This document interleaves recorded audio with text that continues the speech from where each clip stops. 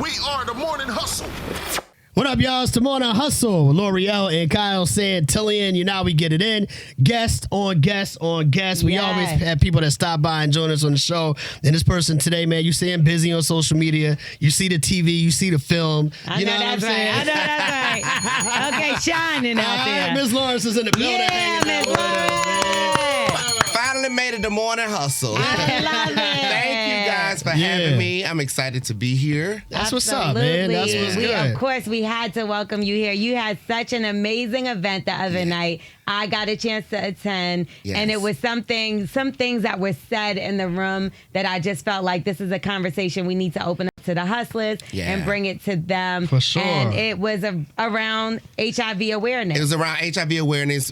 We did the dinner on National HIV Testing Day, and I partnered with Gilead Science and my rep, who is Darwin Thompson. We had a conversation that when you look at the numbers, Black women are disproportionately affected by new HIV diagnoses more than their white counterparts. Mm-hmm. And because of my platform, I am very aware, and it is not lost on me, that Black women are majority of my following. Mm-hmm. And so I said, well, I want to do something to, bring more awareness, more education around testing, destigmatize the idea of round testing and who should get tested, and be on treatment. And one thing that was so profound that came, while planning this dinner, that came upon me by way of Darwin, was that everybody has a status and everybody is HIV possible. Yeah, that was a term I remember from the dinner. Everybody what do you mean by that? So everybody has a status, whether you are negative or positive. Okay. And everybody, if you are engaging in sex, if you are perhaps sharing a needle, no judgment here. If you, various of industries where you have direct contact with blood or anything, you are HIV possible.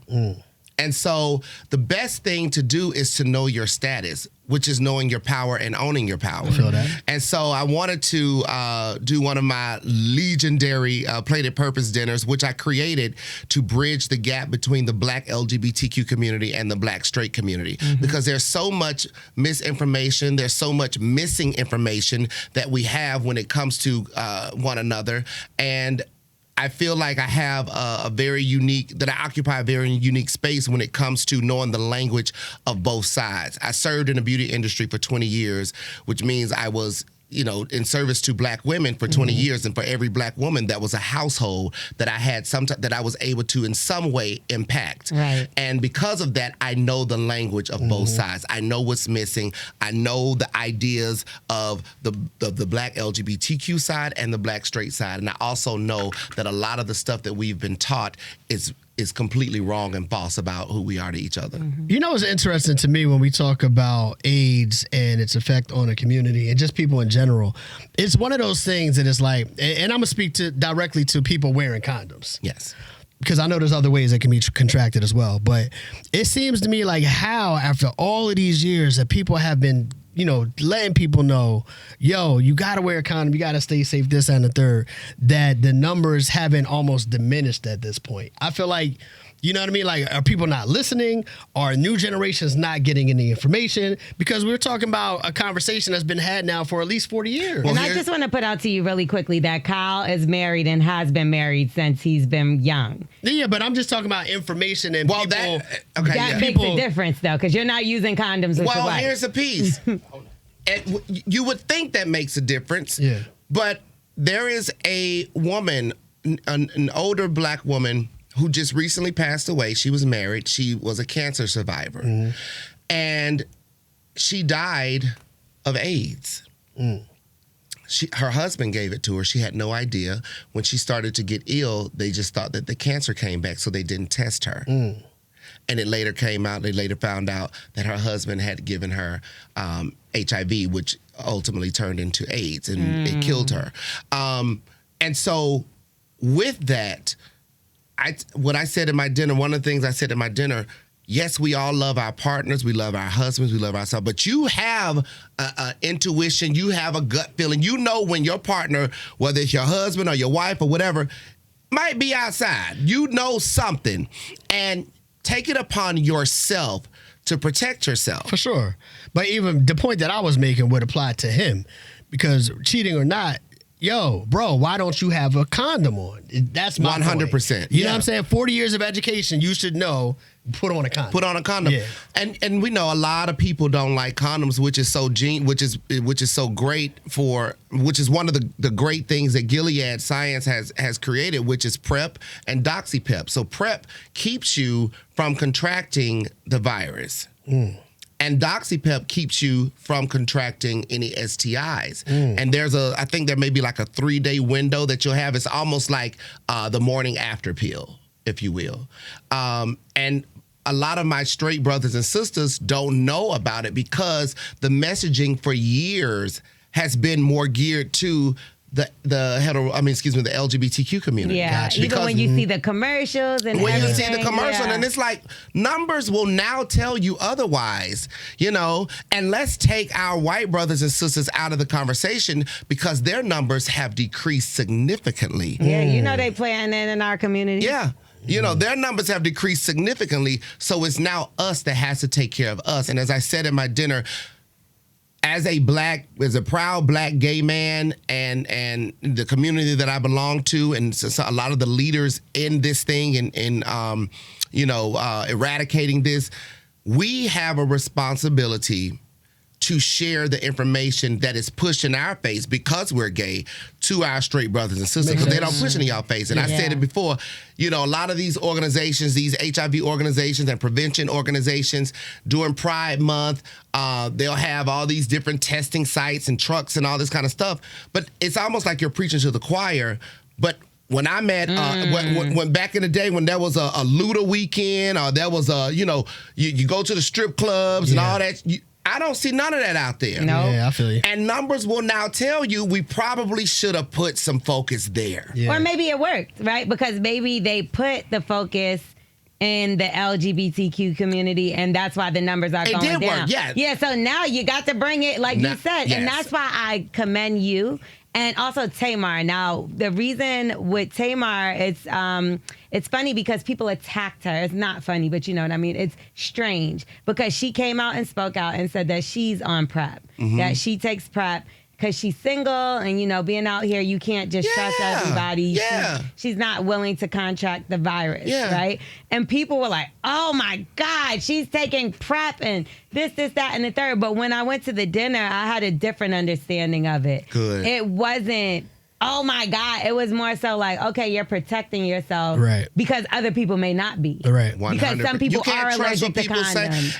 And look, I just learned at my dinner, I learned this myself, that people will falsify a my chart. So you could be about to engage in some type of sex activity with someone, and they be like, "Oh, I'm clean, I'm good. Here's my chart. You can look at my lab results." Right. Well, they can doctor them up too. I just learned. Yeah. So you have to take your health in your own your health into your own hands. Absolutely. Especially if you could prevent it. Well, one thing, so I love that you are an advocate, but you also have been in a lot of different movies, a lot of different shows, from Star to, what's my movie with the nappy poom?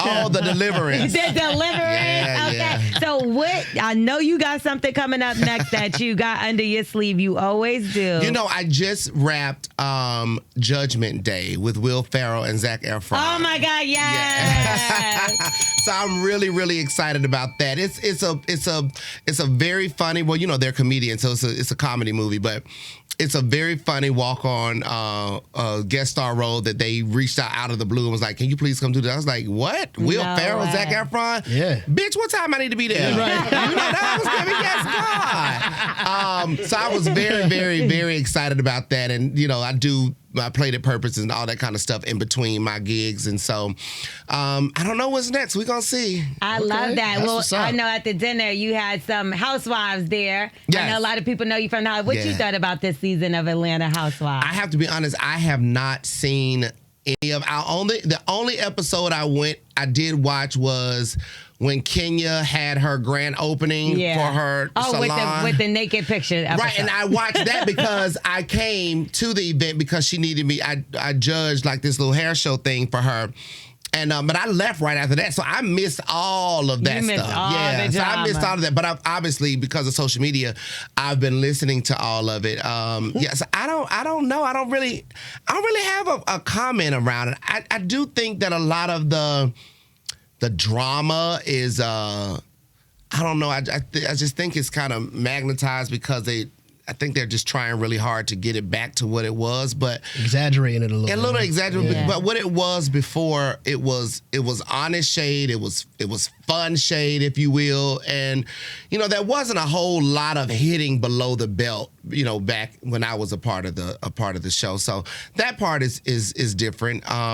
So I don't have much to say about it. I don't know because I'm not really watching. I know one of the girls' husbands, Mike, Brett Edie's husband, was exposed allegedly by a man, and he sat down with Tasha K and basically said that he had relationships or relations with Mike at some point. What do you think about people? Yeah, like what do you think about people? Because he's not like openly out as anything other than a married man to Britt, right? So do you think if somebody had an experience like that, they should be able to speak their truth, or is that like pushing someone out the closet in a way? No, I am not a fan of outing people. I'm not a fan of that. I think people's personal journey and when they choose to come out, if they choose to come out, I think that is up to them, and it should be up to them.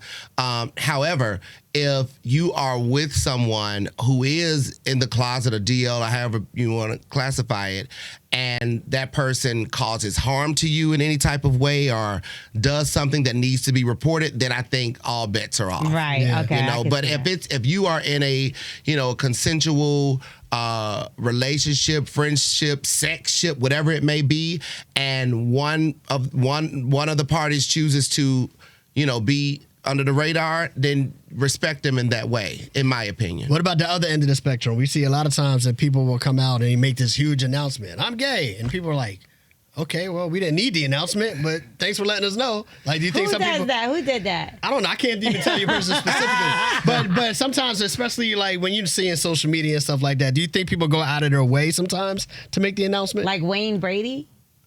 Like he said I'm being sexual. Actually. Here's what I will say. I think that we have done a lot of work to make it feel like it's now safe to just live on purpose and live authentically to who you are. So I think that's what a lot of people do that are doing now, right? But back in the day, I'm an 80s baby. I grew up here in the South. And I've always been just out loud, just gay, honey. I'm talking about just out here flaming. And I was. And it wasn't a lot of, I didn't see examples. Right. I didn't see people like me. Right. There were a few. Trailblazer though, for sure. You made other people feel comfortable with coming out as well. Thank you. I was just being me. And I do find it interesting that the coast has been cleared, and then a lot of the people get to now come and, again, live out loud, live on purpose, but then don't give reference to those that cleared the way. Gotcha. I do find that very interesting, and it's not just them, but also those that, blow it up like it's I don't know, like it's something new. Like, oh my God, this person is gay. Oh, we got to get them on this float. And I'm like, what, bitch? We got to get them on this float. We got to get them on this float. Go get them a rainbow flag right now. That's so funny. Get the fuck out of here. You know what? He always says he wants rainbows. No. Yes, you do. She's about to make a joke. Here's my serious He comment. wants rainbows back. Stop. Here's my serious comment. I feel like the LGBT community has hijacked the rainbow. So here's what I want. Let me finish, because I remember growing up, you know what I mean? And the rainbow was always a symbol on daycares. Yeah. It was associated with. Still is. It was associated with children. And now that association has been taken over by the gay community. Would you agree or disagree with that at least? Here's what I'm going to ask you to do. Okay. Here's what I'm going to ask you to do as a brother. Yes, sir. I want you to go and Google the LGBTQ original rainbow. Oh, they had an original rainbow? Yeah, not reading rainbow, right? I want you to Google the reading rainbow is a perfect example. No, because I'm going somewhere. I want you to Google that original rainbow. And I want you to understand something. That rainbow did not have your black gay brothers and sisters in mind. Okay. Because it's supposed to be the colors of, and there's a color missing. Well, they later added a black and brown stripe. Oh, wow. So I'm not a big like rainbow kind of person. Oh, because now it's this part right here you're talking about? But I just want you, at some point, I want you to go and look into the creator of it, look into the origin of all of it. You'll learn something. And so as you journey on, I don't want you to hold the entire LGBTQ community accountable for that. Okay, I got you. Do you understand what I'm saying? I absolutely get it, yeah. So this is the types of conversations that we do at Play to Purpose, because there's a misconception of who your black brothers and sisters that are gay versus are. The mainstream. We'll say we are not even there. We are not a monolithic community. I got that. I feel that. Don't group us under that one rainbow umbrella.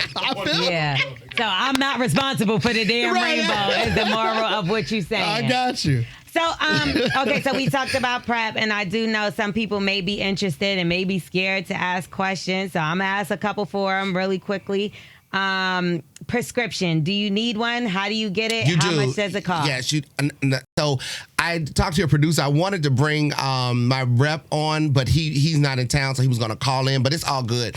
So some of those questions is a better question for them. But what I will tell you to do is Google. Okay. Is look it up, but you can go to your doctor. You can go to your local healthcare clinics, and you have the right to ask for PrEP, and you should not be denied a prescription. Now, in terms of your insurance companies and all of that, that is a Google question, or you can reach out directly to Gilead, or just ask your healthcare professionals about how to obtain it. But everybody has the right to be on PrEP if they are, in fact, HIV negative. And when you talked about tell me the name of the second medication. DoxyPEP. The DoxyPEP. When it comes to DoxyPEP, that's not something you refer to it as kind of like a plan B. That's not something you would share with a friend. You wouldn't be like, hey, take one of these just in case. No. I'm just asking because I'm not sure. I cannot advocate for people to share medications. That's against the law. Right. But like it's something that also too should be prescribed to you. Yes, 100%. Both of them are categorized as the same. Yes. So like it's PrEP is like a plan B. DoxyPEP, plan B. Yeah. I'm comparing it to plan B. It's not plan B, but yeah. And it's like just one pill. How does it work? You can do a pill. You can do injections. Yeah. Ooh, does it hurt, the injections? No, it's a little shot. Because sometimes they say a lot of people are scared of needles. Like a regular shot. Yeah, like a regular shot, yeah. Yeah, so I mean, get out there and know your status. You should be getting tested at least. How often do you I would say every 3 months. When's the last time you got tested, Kyle? I got tested 2 weeks ago. I don't know how long I've been married. You get tested through your wife going to the doctor like a lot of people do. Like a lot of people feel like if my partner's good, I'm good. And that's not, like you said, we just heard a story where that was not the case. So you should know your status, check your status, all that good stuff, get tested. And strap up, man. Just get back to good old putting on the condom. Sometimes they run out. Well, sometimes they run out. Well, no, that's not an excuse. Cause it's not. You can get a condom at your gas station on the corner. Did you watch Booty Call? Sometimes it was... No, I'm joking.